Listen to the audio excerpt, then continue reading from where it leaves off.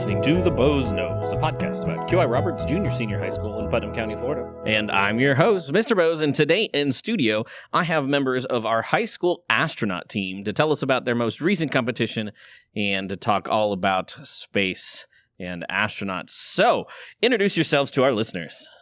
My name is Envy Dufek. My name is Nolan Getz. Michael Newhouse. My name is Nico Solana. Alrighty, thanks for joining me.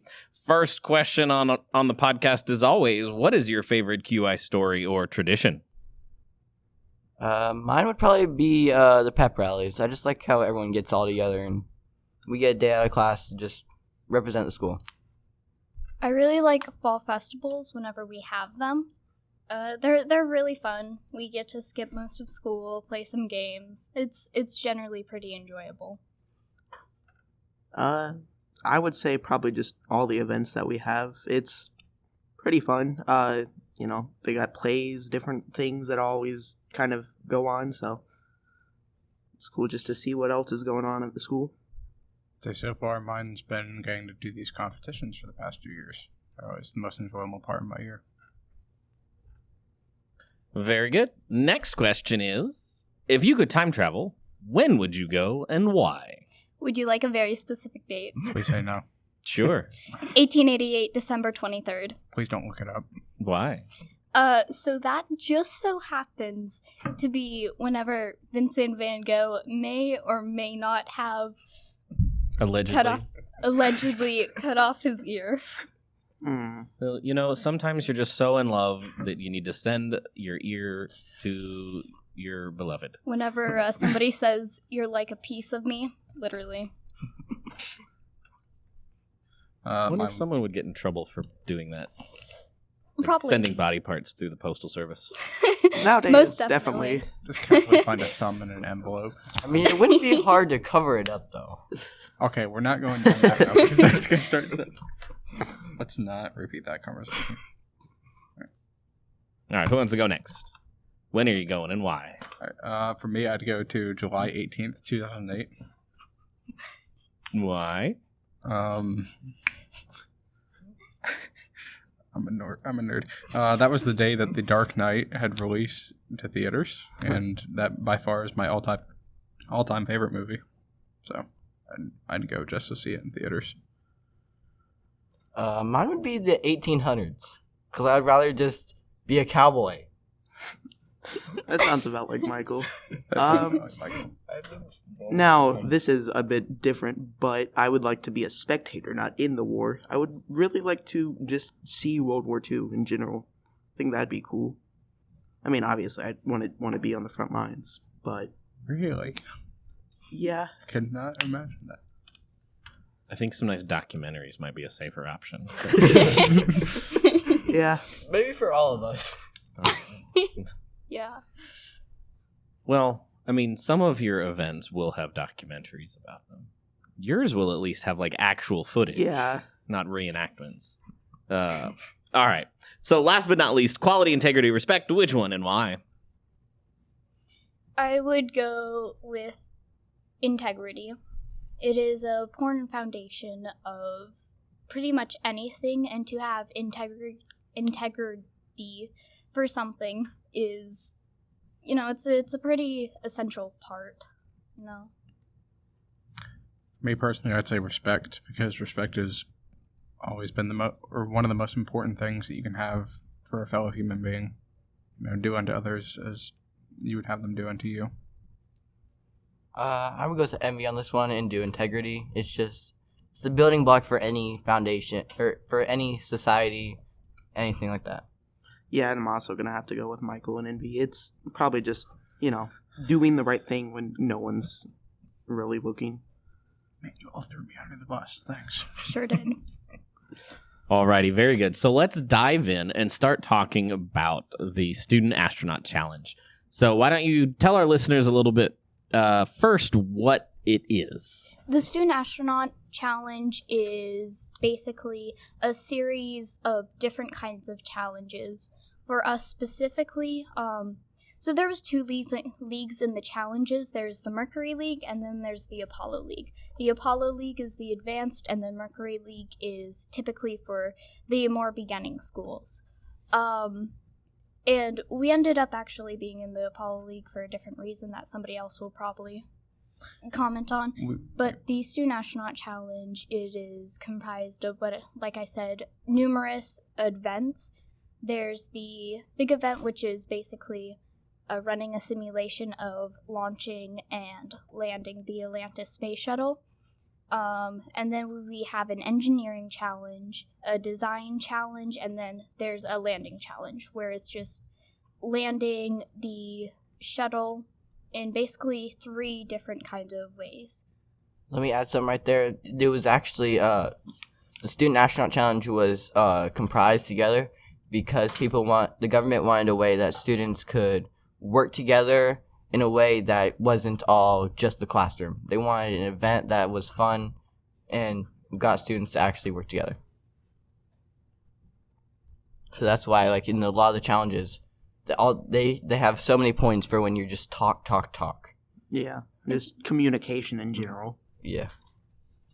And then to actually be able to go to Kennedy Space Center, which is where the events are held, you have to basically take a test for your school to qualify. It's, I think, 100 questions, and it's 1 hour. Yeah, and and it's timed, and you have 1 hour to do it. And we're given basically, I think it's a 84 or 86 page, really thick booklet, and it just has a bunch of information on it about various topics relating to aerospace and rockets. Alrighty, very cool. So I want to hear more about the simulation challenge. Well, that was the 6-person challenge. This is the one we spent most of our time on training for because it's like the biggest thing. We have 3 people in mission control, 3 people in the flight deck, and each person is over there doing call-outs after call-outs. One mission control is advising, one is announcing, and then the other is giving us times, our altitude, what comm block we're in. It's just like a big mumbled mess, but it all fits in perfectly together. So tell us more. Tell our listeners. Tell me a little bit more about, like, what are you doing with the flight simulator? Like, what part of the flights are you going through? So we run Pretty much the entire thing. Yeah. From launch to lift, from launch to touchdown. Yep. So this time we had gone through like the pre-launch checklist, done everything we needed to do up until requesting a go no-go for launch. We successfully make that, go through the different stages such as main engine cutoff, SRB separation. Yep. And then you will, about halfway through the mission, once you're in orbit, set up for your whatever mission that the Atlantis was meant to carry out, you will almost immediately be put back through and re-entering Earth's orbit. They just cut out the part that you're supposed to actually be doing in space for the mission. Yeah. So you don't have to worry about the on-mission part of it, just the getting there and getting home part. Yeah. When you get longer into it, they add a little bit more into it. So do they throw, any curveballs or anything at you, or is it a pretty straightforward? When you make it into like the top 3 of a certain events, they'll throw curveballs at you. Or there was one event that was strictly curveballs, the engineering. Yeah. Well, basically, for the specific, Atlantis simulator, for the big 6-person one, so for the first day, you have no anomalies, and it's just a straight, run-through of the checklist and landing. And then if you make it onto the second day, which I believe is the top 5 teams out of the first day, they will then usually give you 1 anomaly. And we have an anomaly checklist, and it basically lists a bunch of problems that we could have, and then it gives us possible solutions, and we decide from there.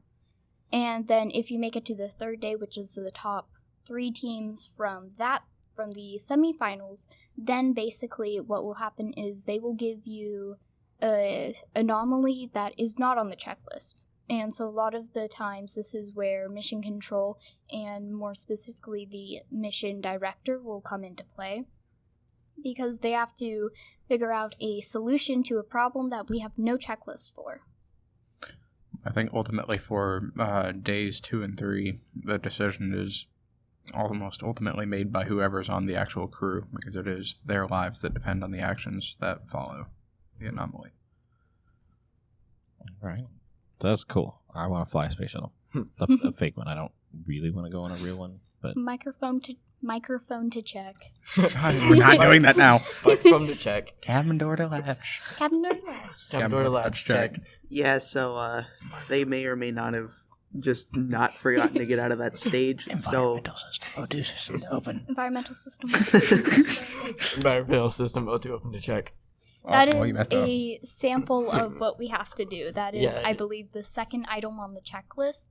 And so basically, you have 3 people on the flight deck. You have your mission commander, flight engineer, and pilot. I was the pilot. So flight engineer, in most cases, flight engineer started, they would say the first thing, and then the pilot would, in most cases, have to do the thing, and then the mission, was the commander? Yeah. Mission commander checks it off. Hooray, I got to check things most of the time. Didn't have to do anything. alrighty, very good. So let's talk about one of the other elements of the competition. So you want to talk about engineering next or the design challenge I next? should talk about this. We have a lot to say about the design challenge. So the design challenge, Here it we go. isn't just one thing in itself. You have 2 challenges. You have to design and submit a badge, and I believe you have 5 sentences to describe what the badge is actually about, and you basically have to have a lot of symbolism in it. And you don't have to give a presentation on it, you just submit it, and then at the end of the 3-day challenge, they announce who wins it. And that's that. However, you also have... Stop laughing into the mic. You also have another aspect to it, in which we were given regolith dust, which, if you don't know, is basically simulated moon dust. And so we were given that and basically told, make a presentation on it. We weren't given really any specific instructions. We were just told to do something with it. Yep. And then we were told to present it to a panel of, it was, I think, around 6 or 7 judges from Yes, Blue Origins. yeah, it was. It was 6 main judges, and then there was 2 on the side. Yeah. No, I was saying there's 5. Oh, there is Actually, it's 5 not Blue 6, Origins. it's 5. But, so, funny story about said challenge. So, we did incorrect thing after incorrect thing. And so... We ended up doing majority of the presentation. Wrong. Pretty much like the week before. I'd say the night before. The night before. Yeah, like the night. We were before. still doing experiments breakfast of that day. I don't know if I told you all this, but the infographic that I had brought, I was actively working on the car going to the district office to get the Really? I was actively writing. It was not a bad presentation. No, it wasn't. just It was like, actually really good. You guys did pretty good, I feel like. For what lack of stuff were able to yeah. do. We actually did a decent presentation. One of the aspects of our presentation included an experiment, because those were heavily encouraged and been be creative with it. So we did a pretty fundamental experiment, I'd say, and basically we tested compounds of the regolith dust and tried to see if they were magnetic, in which some of the compounds were, because the regolith dust had iron, and I think there was another magnetic. Yeah, we couldn't say it. I remember we couldn't figure it out, but we knew there was something else. Yeah. Next year we're gonna do the flammable test. Yeah. We should split it up into little things next year. Do a little something different. Do it. something Fun different. fact for anybody that doesn't know, regolith dust is actually toxic to humans. So We were not Don't allowed to consume open that it. bag without Yeah. wearing proper We had to equipment. stop one of the judges from eating. Yeah, they just Yeah. like, hey, can I open this? it's like, no, you cannot. We got a compliment on that because 4 of us almost immediately jumped to the table and went, no, don't open the bag. All right. 6 out So of 10. let's talk about the engineering challenge. All right. Engineering challenge. Wonderful. Yeah. So from what we learned last year and this year, the engineering challenge is first and foremost a giant escape room. Once again, much like the shuttle simulation, we are separated into teams of 3 based on the 6 of us who are on the team. This time, the teams of 3 were Russian and American. So the primary goal, yes, like Michael said, was there was a Russian craft that had to dock with, I believe it was... It was The American doc trying to rush with. Yeah, Doc trying was to the go Russian. to a Russian. To be more specific, it was the Galactica and I believe Enterprise. Right. Yeah. But they...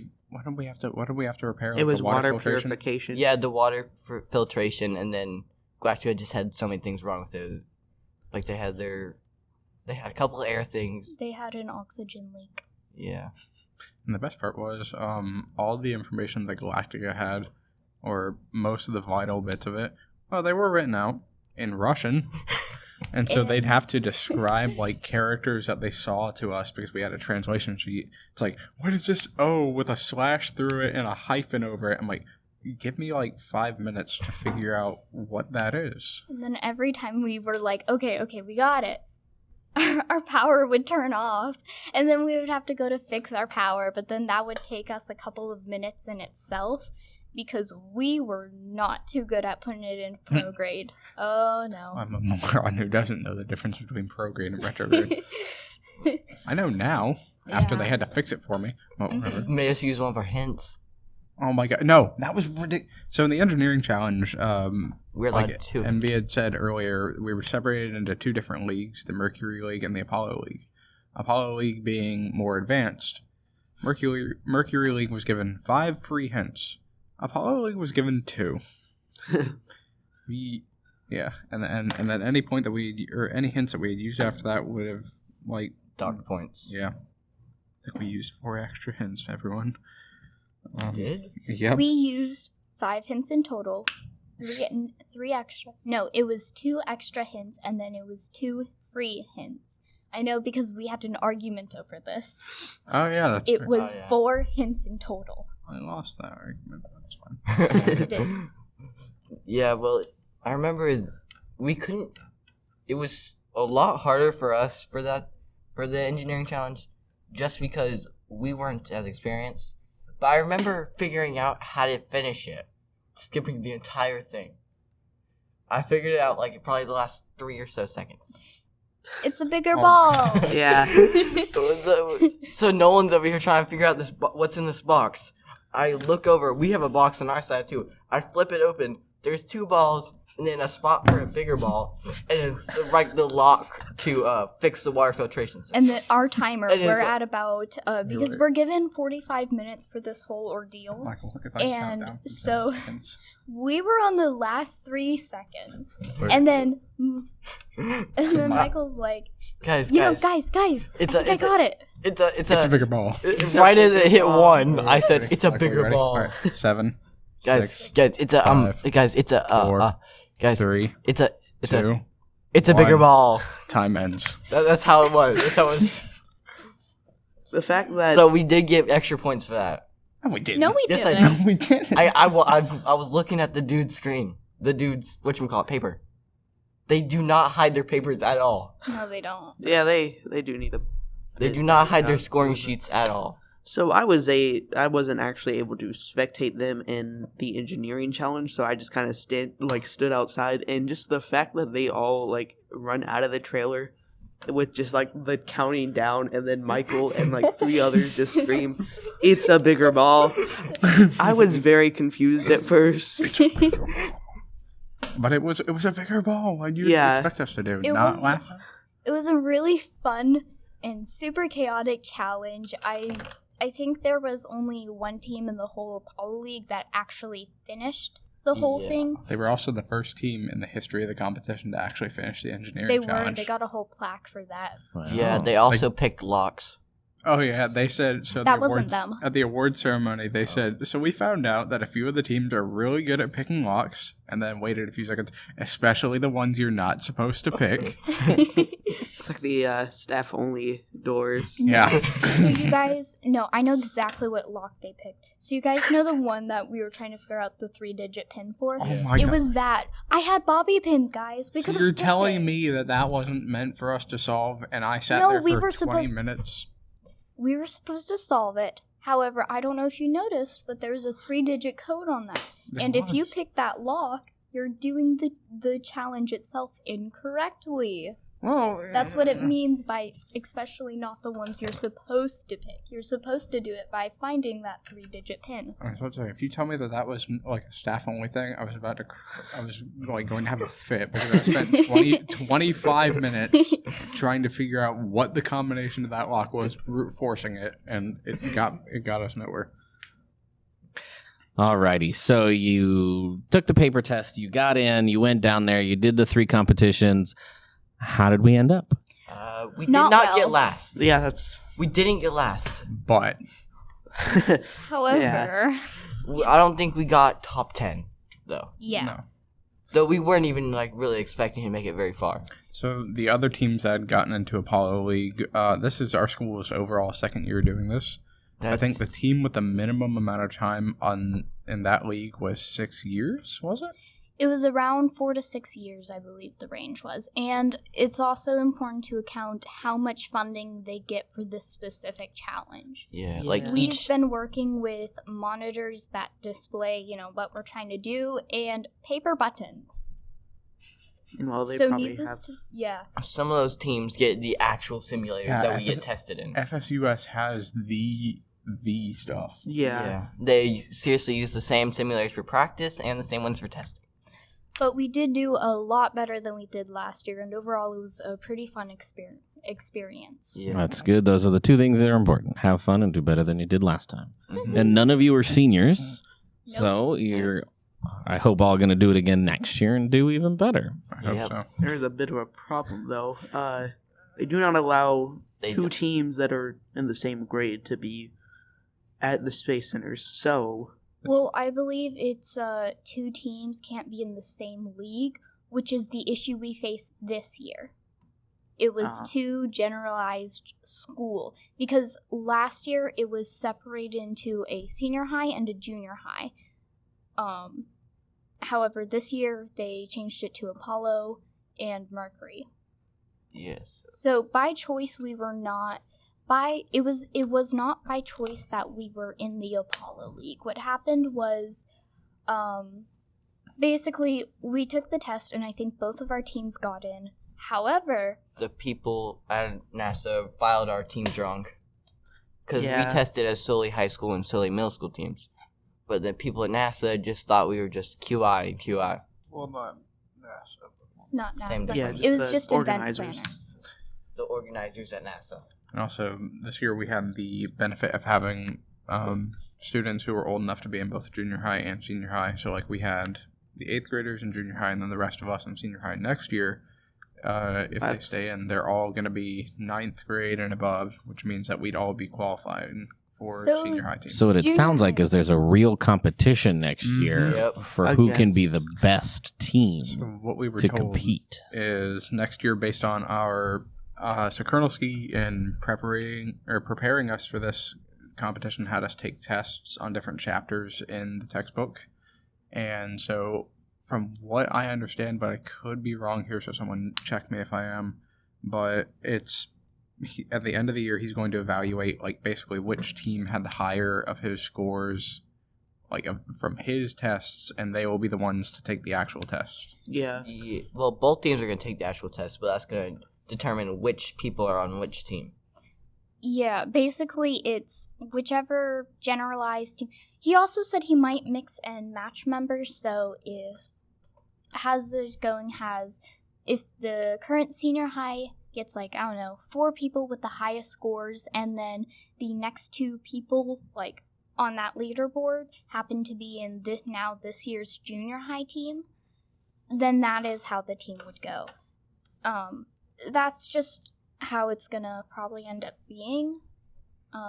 Judging by this year's, overall test scores and everything, it didn't matter too much this year, but I know next year it's going to matter quite a lot. Yeah. Mm-hmm. So when the results came in at the end of the test a few weeks later, we weren't dead last bare minimum scores we got in. We were at least over there. Senior high was in 4th, I think, and then junior high was 12th. Yeah, we did pretty well. 4th? Something like that. Well, we were top. Yeah, it wasn't 4th. We were pretty far down. We were No, we were 11. It was in the 10s, I know that. But still, as long as it wasn't 15th, because there were 15 teams that tested, we did pretty well. Yeah. Yeah. And they did sincerely tell us start studying for next year. So yeah, they did. I'm just saying, there's a textbook in my desk in Colonel Ski's room, but I'm just saying we could get some free periods. Alrighty. So I know you adding more people to the mix would increase the competition, but what if somebody hears this podcast and is like, this sounds fun, I want to join it. How can they go about joining the festivities? Well, it's really just an elective class, so you'd have to talk to Colonel Ski, let him approve you, and then also have to get your schedule changed and all that. It's a very select process. Yeah, it's not the biggest classroom. Yeah, he only let a max of 16 students in this year. Yeah. Well, next year he said he might have to let more in For to be able to have a junior high team. Yeah. So that means that there, as of next year, for any 7th grade, 8th graders coming up, there might be 6 spots available for whoever would like to. There might be. Please, if you do, maybe I want to join. This takes up so much of my time. It really does. Genuinely, I have spent so many hours working on this. Yeah, we have after school practices, power hour practices. Yeah. We're doing simulations pretty much every day. But I mean, I really enjoy it personally. It But is I really don't know. fun. Not everybody's going to be like that. Yeah. Well, it sounds like a sport. Yeah. You've got to put in the Yeah. same amount of effort and dedication for that. So, listeners, it sounds like talk to Colonel Ski and then keep an eye on the course selection form when it comes out in about the next month. You'll have that in your inbox. Some more information on that to follow for sure. Alrighty. So, anything else the four of you want to share about the Astronaut Challenge with our listeners? I think that next year we will be much stronger and much more prepared. I think next year we will have a very good chance at making it further than we did this year. Yeah. So, Also, a little heads up for any of the next year's people going. Try to bring food. NASA food is extremely It is. expensive. We it's learned so that expensive. We very spent fast. $75 for one day's worth of food. Yeah, this was 3 of us that decided to split the money Yeah. up between us. Yeah, went to Walmart, spent $6 on lunch one day. Yeah. So yeah, get lunch before you go or something. Don't buy lunch from any of the stores there. And if you actually have to, get it from the Noodle Bowl. It's the cheapest. sure. And it's really good. It is. Well, y'all got noodles. You don't get noodles. It's a Pokeball. It's a Pokeball place. You don't get Noodles noodles. were Yeah, amazing. right. You don't have to talk about Okay, the whatever, specifics whatever. of that. They're all wrong. I'm right. That's basically what I'm saying. Yeah. Alrighty, that wraps up another episode of the Bows Nose. Thank you to the Senior High Astronaut Challenge team for taking the time to sit down with me. Listeners, if you like the podcast, subscribe on your favorite podcast player of choice so you don't miss out on future episodes, and please share with your friends. Until next time, excellence in all endeavors.